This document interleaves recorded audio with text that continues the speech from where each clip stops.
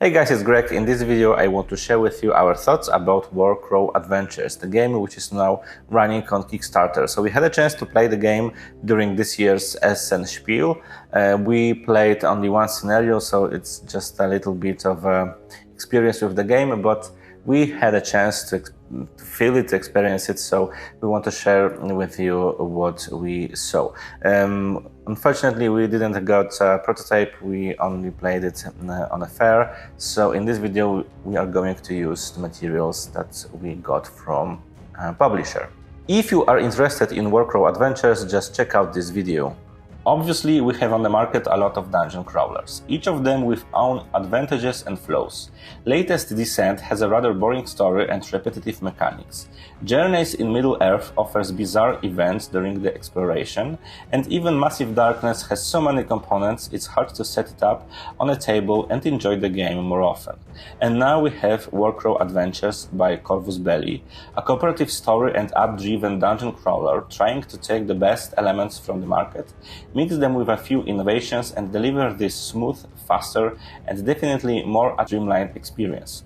After the demo session we had during Spiel 2022, we can confirm that this goal is already achieved. Of course, we can't say more stuff about the story itself because of the campaigning nature of the game, and we only tried one scenario. But what we can talk about is the actual gameplay and why we found it interesting and worth checking.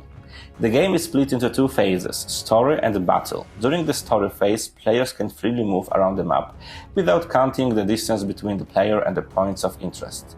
No more pointless counting of the spaces in between, especially that during the story phase, monsters will not spawn suddenly and unexpectedly. Thanks to this, the gameplay is definitely more smooth and quick. One of the best mechanics we honestly love is the Roundel of Initiative. The more complex action your character performs, the longer you will wait for the subsequent activation. Roundel makes the battles more dynamic and real. As players can perform multiple activations in one turn, thanks to Dynamic Initiative, the game is definitely more engaging and adds another layer of strategy. In most of the games, during one round, each character gets one activation. This is not the case in Warcrow. The main mechanic of performing tests or attacks is rolling dice. Each character's stat has its own set of dice used during the tests. The same goes for attacks, weapons, and so on. Thankfully, the players have a way to mitigate bad rolls, so focusing so much on this rather random mechanic is not so painful after all. You need to spend energy to put cubes on the right row of your character's card. Each row has a mandatory amount of cubes needed to perform the action, but also has a few extra slots you can cover to activate extra benefits printed on each slot. Up to this, most of the rows have different length and a different amount of mandatory and optional cubes, with different icons printed on them. This mechanic is a puzzle giving you plenty of choices and room for strategy. Do you want to put only one cube on several rows to make more but weaker actions? Or maybe you want to attack with full might and all of the odds at your side by filling one long row and activating all printed icons. Or maybe you want to save this choice for a future turn because you don't want to be so far on an initiative roundel this time. This engine works really well, and it's a pure joy to manage all of the chances and choices, adjusting them at the same time to other heroes and the enemies' behaviors. As I mentioned before, we played one scenario. We can't say much about the setting of the game, but the author told us that the game will definitely be more on the dark side. The game focuses on the aspect of magic that comes and goes. The game starts at the moment when the magic is getting stronger and is present everywhere.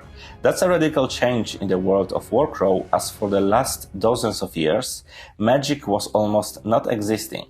How the presence of magic will influence the world of Warcrow, we will discover during the game. Corvus Belli is not focusing on a one-shot great adventure. Instead of this, they are working on their own unique fantasy universe, which will be continued in their future games, including the already announced wargame.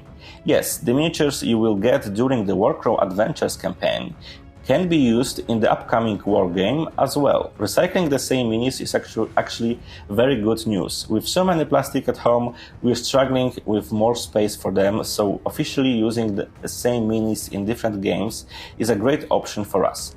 Not to mention you are painting them once and use them all the time. We are bought by Warcrow Adventures not because of its uniqueness, but because of the fact of how cohesive, clear and streamlined it is. Each year, plenty of crawlers enter the board game market, but only a few in total are good enough to keep us glued to the table for hours. Fingers crossed, Warcrow will fit into the second category because the stuff we experienced during the demo was very interesting. Kickstarter campaign of Warcrow started today, so if you're interested in this game, just check out their page and see you in the next game.